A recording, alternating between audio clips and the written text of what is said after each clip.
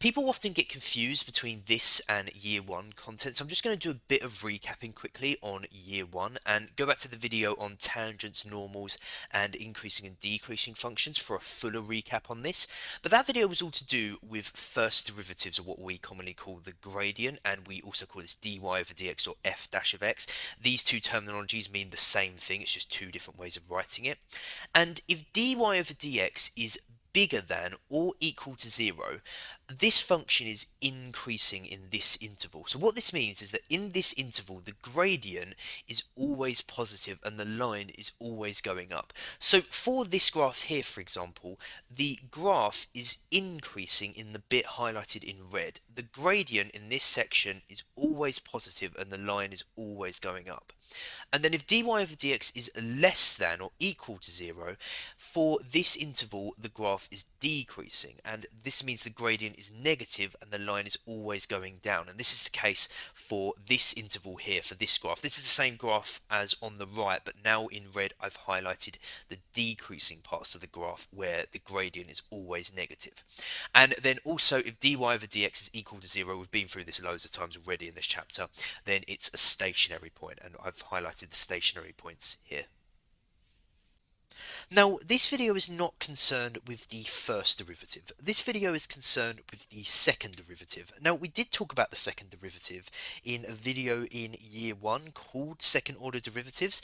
That video was just about how we find second order derivatives, and we also introduced the notation of d squared y over dx squared and f dash dash of x. This is how we write the second derivative in questions.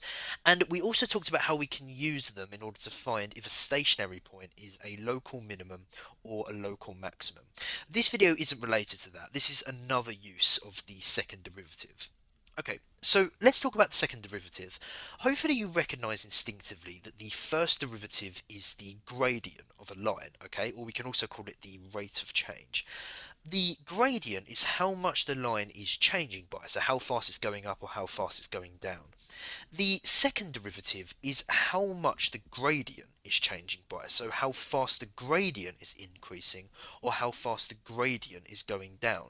It's basically the gradient of the gradient, or the rate of change of the rate of change. Now, I understand this is a pretty confusing thing to think about, but the second derivative helps us understand this.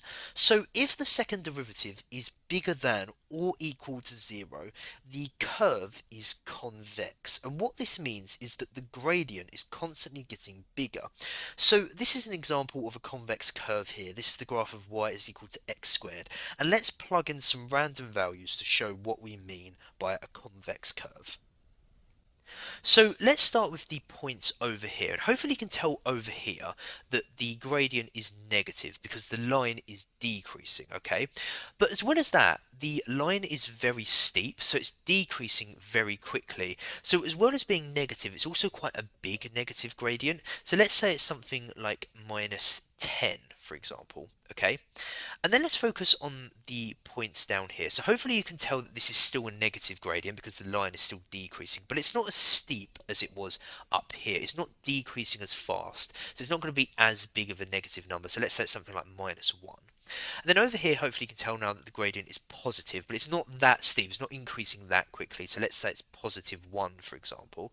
And then if we focus up here now, the gradient is positive and it's also a very steep line. It's increasing very fast, so the gradient is also big. So let's say it's something like +10. So the gradient, it starts really negative, and then it's not as negative, and then it's positive, and then it's really positive. And this is a convex curve. The gradient is constantly getting bigger, and the way convex curves look a lot of the time, they're kind of characterized by kind of this swerving upwards, like this here. And then if the second derivative is less than 0, the graph is concave, and this means that the gradient is constantly getting smaller. So this is an example of a concave curve. This is the graph y is equal to -x squared. I'm not going to plug in the values again, but hopefully you can kind of see the opposite swerving downwards like this that you get with concave curves.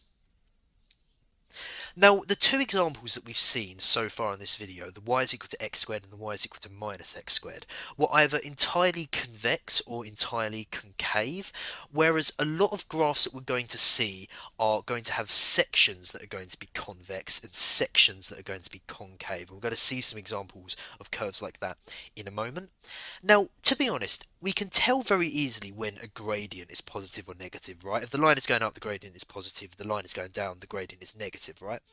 But assessing for a particular point if the gradient of the gradient is positive or negative is quite difficult. And I wanted to explain to you what it actually means when we say that a curve is convex and concave, like I showed before. But to be honest, you don't really need to know about it. You will never be required to look at a sketch of a graph and say where it's convex and where it's concave. That's just way too difficult to think about. All you really need to know so far in this video is that if the second derivative is bigger than or equal to 0, a curve is convex, and if the second derivative is less than or equal to 0, the curve is concave. So here's a typical exam question that they could ask you where we need to prove that y is equal to 3e to the power of 4x is convex for all values of x. And as we talked about before, convex means that the second derivative is bigger than or equal to 0. So therefore we need to prove that the second derivative is bigger than or equal to 0 for all values of x. Okay, so how do we do this? Well, firstly we actually need to find this second derivative here from this equation. So firstly we need to find the first derivative. So this is going to be dy over dx.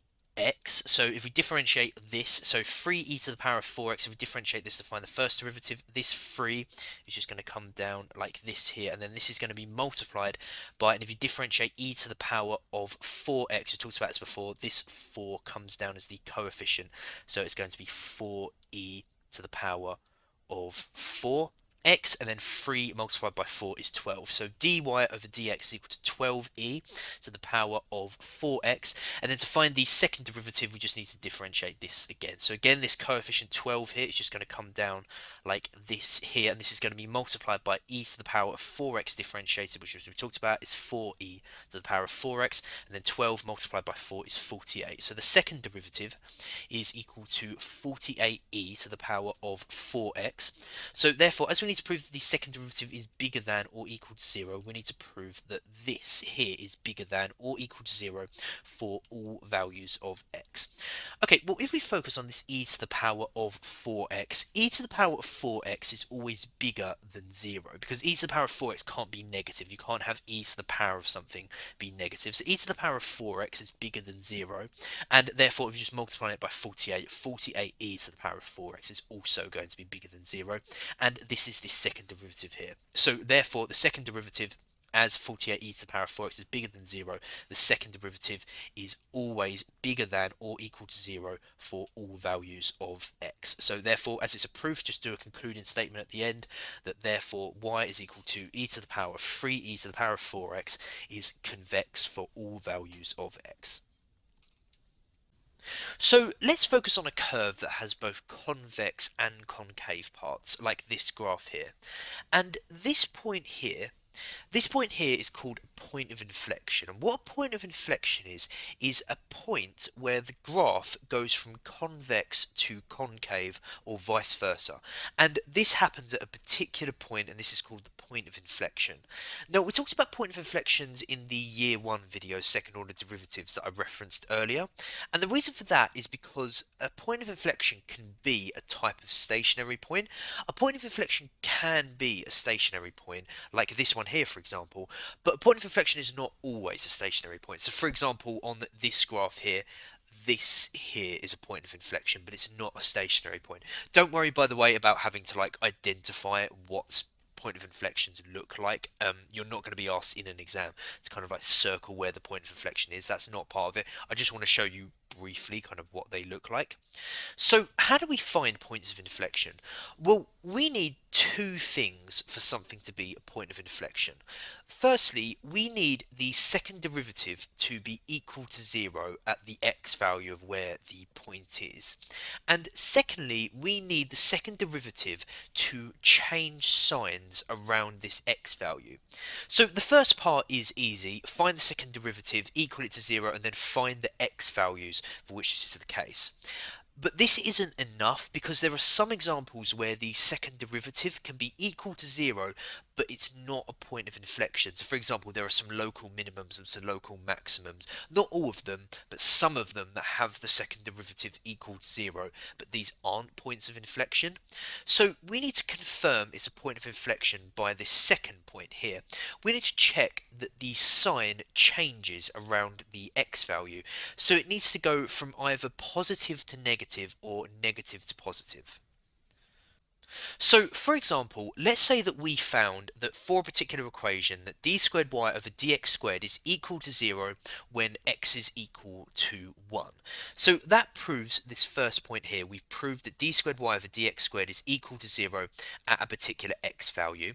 And for this second point here, where d squared y over dx squared must change signs around the x value. So the x value is 1, and what we have to do is we have to pick two values that are close to 1 of them that's before 1 and one of them that's after 1. So for example, we could pick x is equal to 0.5 and x is equal to 1.5, for example. And with these two values, we have to sub these in individually to the equation that we got for d squared y over dx squared and prove that the sign changes. So for example, if we subbed in x is equal to 0.5 and it's a positive number, and we subbed in x is equal to 1.5 and it's a negative number, this proves this second point here, and therefore it's a point of inflection. Likewise, if it was the other way around, that if 0.5 was negative and 1.5 was positive, it would also prove the second point, and then it would be a point of inflection. But for example, let's say that we plugged in x is equal to 0.5 and it was a positive number, and x is equal to 1.5 and it was also a positive number. That would mean that this second point is not proven here. Again, it would be the same if 0.5 was negative and 1.5 was also negative. This point here is not true because the sign hasn't changed. So even though the first point is true, it's not a point of inflection because this second one here is not true. Both points have to be true for it to be a point of inflection at the particular x value. So here's a typical exam question that they could ask you, where we need to prove that this graph here has a point of inflection where x is equal to 6. So what we need to do, we need to find the second derivative and then conduct the two tests, which I talked about before. So firstly, we need to find the second derivative, and to do this we need to firstly find the first derivative, dy over dx, by differentiating this here. So if we do this, if you differentiate x to the power of 3, you get 3x squared, and if you differentiate minus 18x squared, it's going to be, so this minus 18 multiplied by x squared differentiated, which is going to be 2x, and then this is going to be minus 36x, and then if you differentiate minus 5x, this x just goes away and it's going to be minus 5. And remember, when you differentiate a constant like plus 17, it's just going to go away. So therefore dy over dx is going to be these terms added together, so it's 3x squared minus 36x and minus 5. And then to get the second derivative, we'll just differentiate this again here. So if you differentiate the 3x squared, it's going to be 3 multiplied by x squared differentiated, which is 2x. It's going to be 6x. And then minus 36x differentiated, this x is just going to go away for minus 36. And again, when you differentiate a constant like minus 5, it just goes away. So the second derivative is 6x minus 36. So the two tests, the first one is we need to prove that x is equal, when x is equal to 6, d squared y over dx squared is equal to 0. So if we set this d squared y over dx squared here equal to 0, this 6x minus 36, and then move the 36 onto the other side, so it's 6x equal to 36, and divide both sides by 6, we get that x is equal to 6 when d squared y over dx squared is equal to 0. So we've done the first test, and now we just need to do the second test, and we need to prove that around this value of x, d squared y over dx squared changes its sign. So as its x is equal to 6, let's say x is equal to 5.5 and x is equal to 6.5, and then we're going to sub these back into the expression that we have for d squared y over dx squared. So for x is equal to 5.5, we're just going to sub it in like this here, and if you put this into your calculator, you get a value of -3, which is negative. And then if we sub in the value of x is equal to 6.5 into this here, like we've done here, and you put it into your calculator, you get a value of 3, which is positive. So we've gone from negative to positive, so we've changed sign, so therefore the second test is complete as well, and that's worked as well. So therefore it's a point of inflection, and as it's a proof, just do a quick statement at the end that therefore this graph has a point of inflection where x is equal to 6. So the content in this video is new to this specification. It wasn't on the old specification, and as a result, this is the only exam question so far that they've asked with this content in it. So I'm going to go through it in this video. So we're told that a curve has this equation here, and we need to show that dy over dx can be written in this format here. So we're going to have to differentiate this equation here. And as there's no easy way to rearrange this to make y the subject and then differentiate it, we're going to have to use implicit differentiation on this equation here. Now, we went for implicit differentiation in the last video, so go back to that if you need a reminder. But to do implicit differentiation, we need to differentiate both sides of this equation. So if we start with this side here, for this term we're going to have to use the product rule because we've got two functions multiplied together. So if we say that u is equal to the x squared, then du over dx is x squared differentiated, which is going to be 2x, and then if we say that v is equal to the tan y, then dv over dx is equal to, so again, go back to the implicit differentiation video if you need a reminder of how to differentiate tan y. But for this, we're going to have to use the chain rule, with the inner function being y and the outer function being this tan here. And the chain rule is the inner function differentiated multiplied by the outer function differentiated. So if we differentiate this here using the chain rule, it's going to be the inner function differentiated, so this y differentiated. And we talked about in the implicit differentiation video that when you differentiate y, you get dy over dx, and this is multiplied by the outer function differentiated, which is going to be this tan differentiated. And recall back to the trigonometric functions video, the differentiating trigonometric functions video, that if you differentiate tan, you get sec squared like this here. And then when you differentiate the outer function, remember you keep the inner function constant, so this here is still going to be y like this here. So dv over dx is going to be dy over dx sec squared y like this here. And then the product rule is u multiplied by dv over dx, so this is going to be x squared dy over dx sec squared y. And then this is going to be plus v multiplied by du over dx, this is going to be 2x tan y like this here. And then when you differentiate this side here, this is just a constant 9, so when you differentiate 9 it's just 0. So therefore when we differentiate this entire equation here, this side is going to be the thing that we figured out before, and then this side here is just going to be 0. So therefore when we differentiate this equation, it's just going to be this here. And then we have x and x squared in both of these terms here, so we can simplify this by dividing everything by x. So we can simplify it to this equation here. So the question wants us to find dy over dx. So with this equation down here, we need to rearrange it to make dy over dx the subject. So if we move this 2 tan y onto the other side of the equation like we've done here, and then if we divide both sides by x sec squared y, we get that dy over dx is equal to minus 2 tan y over x sec squared y like this here. So we found dy over dx like the question wants us to. But the issue is this is not the format that the question has it in, because it only has it written in terms of x, whereas our dy over dx, we have it written in terms of x, but we also have it written in terms of y here. So what we need to do, we need to rework this equation here, and we need to replace these y values with x terms. So how do we do this? Well, we've talked about this in this chapter before. The way that we do this is we use this original equation up here for x and y, and we need to substitute out this tan y and this sec squared y here. So with this equation here, if we divide both sides by x squared, we get tan y is equal to 9 over x squared.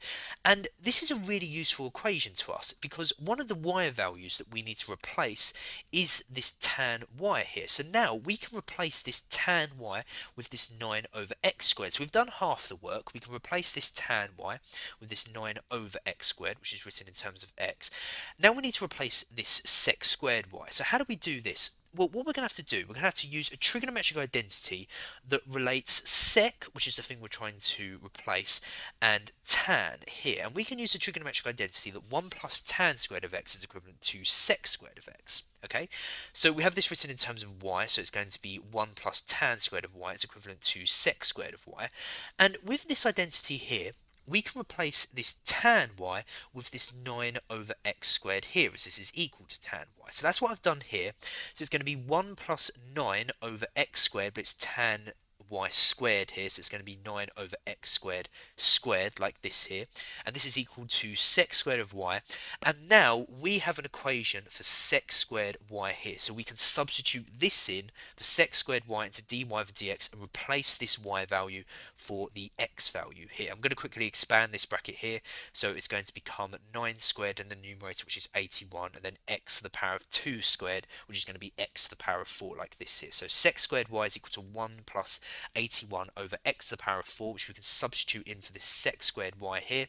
So now we can rewrite dy over dx as minus 2, and instead of tan y, it's now 9 over x squared, and this is over x, and rather than sec squared of y, it's going to be 1 plus 81 over x to the power of 4. So now we only have it written in terms of x, there's no y's.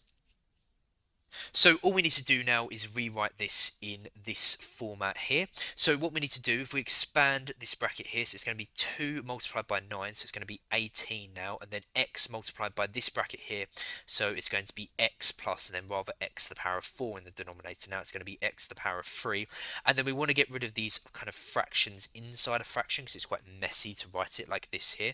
So therefore, as the biggest denominator here is x to the power of 3, we're going to multiply everything here by x to the power of 3. So therefore this x to the power of 3 is going to go. This x to the power of 2 is going to go, and there is going to be an x up here as we're multiplying by x to the power of 3, and this x is going to become an x to the power of 4. So therefore it's going to be in this format here, which is what's required. And then for part B, we need to show that this curve has a point of inflection at x is equal to the fourth root of 27. Okay, well the first thing that we need to do is we need to find the second derivative in order to find the point of inflection. So we need to differentiate this again. Now the way that I'm going to do this is by using the quotient rule, which is given to you in the formula booklet. So go back to the video on the quotient rule if you need a reminder of when and how we use this. But we call the numerator u, so we say that u is equal to minus 18 x, and then du over dx is just going to be minus 18 if you differentiate this, and then we call the denominator v, which is x to the power of 4 plus 81, and then dv over dx is equal to an x to the power of 4 differentiated is 4x to the power of 3. When you differentiate a constant like 81, it just goes away. So therefore d squared y over dx squared, if we use the quotient rule here, it's going to be v multiplied by du over dx, so it's going to be minus 18 multiplied by x to the power of 4 plus 81 minus u multiplied by dv over dx, so it's going to be minus 18x multiplied by 4x to the power of 3, and this is all over v squared, so it's going to be x to the power of 4 plus 81 to the power of 2, like this. So we can do some simplifying here. So if we expand this bracket here, it's going to be minus 18x to the power of 4 minus 1458, and then this here is going to be a plus these two minuses, and then 18x multiplied by 4x to the power of 3 is going to be 72x to the power of 4, like this here, and then minus 18x to the power of 4 plus 72x to the power of 4 is going to be 54x to the power of 4, like this here. So remember the two criteria that we need for a point of inflection. The first one is that the second derivative is equal to 0. So if we equal this second derivative that we figured out and we equal it to 0, we get this here, and then we can just multiply through this denominator here, multiply both sides by x to the power of 4 plus 81 to the power of 2, and get rid of this denominator here. Move this this minus 1458 onto the other side. Divide both sides by 54 to get the x to the power of 4 is equal to 27, and then take the fourth root, so that x is equal to the fourth root of 27. It could technically be plus or minus the fourth root of 27, but it's only interested in the positive root here.